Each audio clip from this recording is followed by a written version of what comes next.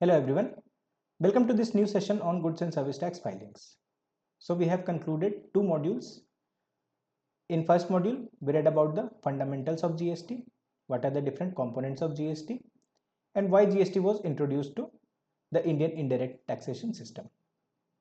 In module 2, we studied about the type of taxpayers and the registration process. So today we will start with our third module. In module 3, we will learn about the GST rate structure and the invoicing rules. So under this module, we will cover the following topics. What are the GST rates, that is 0%, 5%, 12%, 18% and 28%. Then we will see the HSN and SAC code and classification rules. Then GST compliant invoice format, debit note, credit notes and bill of supply, reverse charge mechanism, and finally input tax credit eligibility and conditions. So when GST was implemented, it aimed to simplify the indirect taxation system in India. However, to balance the revenue and the affordability of goods and services, the government introduced the concept of multiple tax rates, that is slab rates, 0%, 5%, 12% and 18% and further to 28%. So by the end of this video, you will have a clear understanding of why these multiple rates exists, what are the goods and services that falls under different slabs, how they affect the business conditions and the consumers, and the rationale behind the tax classification. So let's start. So the most common question that people used to ask is, इतने सारे GST rates क्यों? Why there are so many GST rates across different goods and services? Why can't we have a single rate of tax across all goods and services in India? So the answer to this question is, India is a developing country with different social and economic background of people. If a consistent rate of tax is charged on all goods and services, it will be a huge burden for a common man. Hence, the government of India introduced these multiple slab rates for GST. The objective of GST is to ensure the welfare of common man, and if it will be of the same rate across all goods and services, it will be burdensome for them.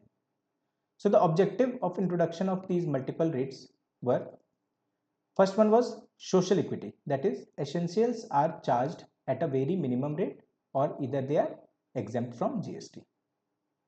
Then revenue balance, luxury items and sin goods are charged at a higher rate of tax. And finally, inflation control. Daily use products are kept at a lower rate to minimize the inflationary effect. Hence, the government grouped goods and services based on necessity and affordability. So let's have an overview of the GST rates prevailing in India. So 0% is meant for essential items and basic needs. 5% applies to daily consumables and some specific services. 12% is a standard rate for processed items and mid-range services. 18% is the most common rate which applies to a large number of goods and services. Then 28% is meant for luxury goods and sin goods. There are some other rates also like 0.25%. It applies to rough diamond. Similarly, there is a rate of 3% which applies to gold, silver or other precious metals. Also, there are rates specifically meant for composition dealers like 1%, 5% and 6%. These are not goods or service specific, these are registration specific. So, a taxpayer opting for composition scheme have to pay at these rates, that is 1%, 5% or 6%. GST at the rate 0%. So the 0% GST rate is applicable to essential items and basic needs. It ensures that the poor and the middle class are not burdened by tax on necessities.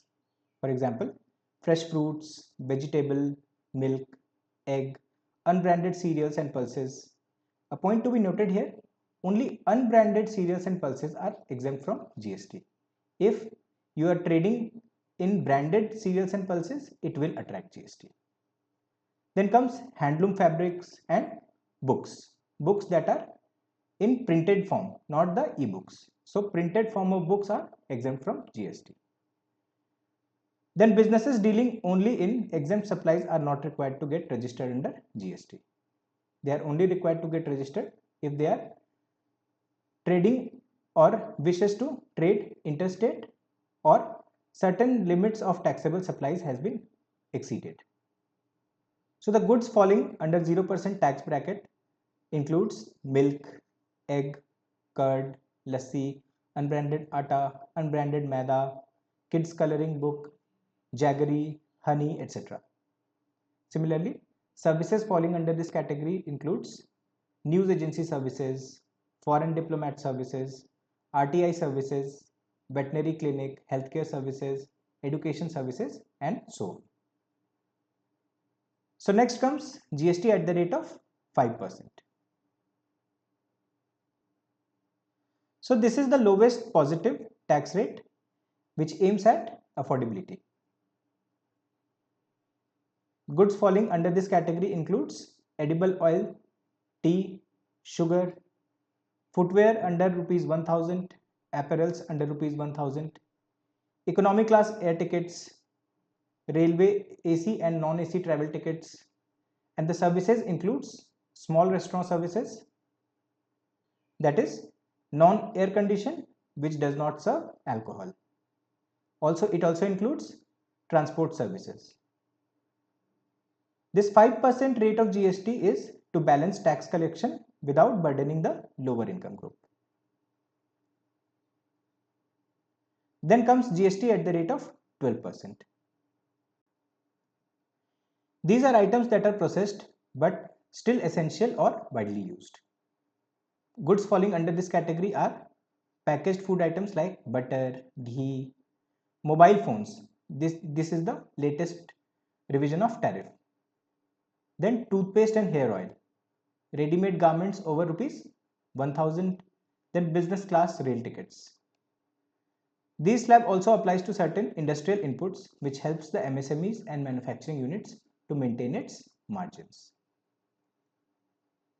Then comes GST at the rate of 18%. This is the most common rate of GST that applies to a wide range of goods and services.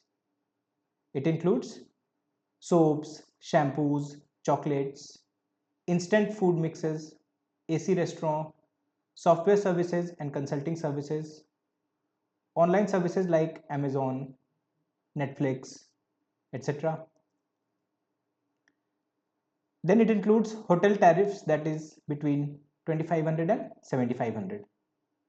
Also applies to professional services like CA services, legal consultancy, architects, IT services, etc. 18%, what is the need of this 18% tax slab rate? Because it's considered to balance the rate for revenue generation without inflationary impact. Next is the GST at the rate of 28%. This is the highest slab rate.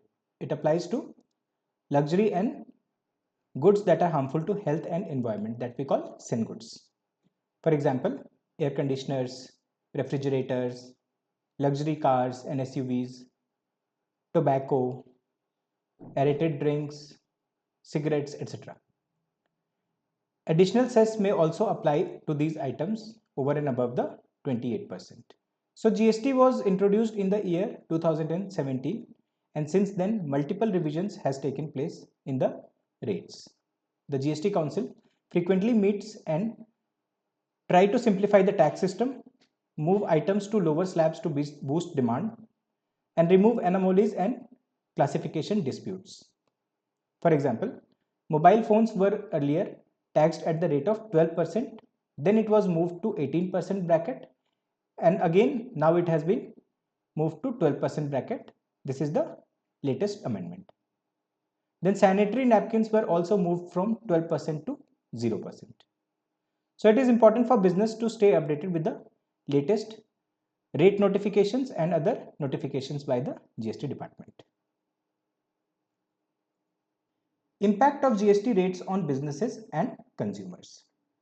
So for businesses, incorrect rate application can lead to penalties, input tax credit denials, or reversal of input tax credit that has already been availed.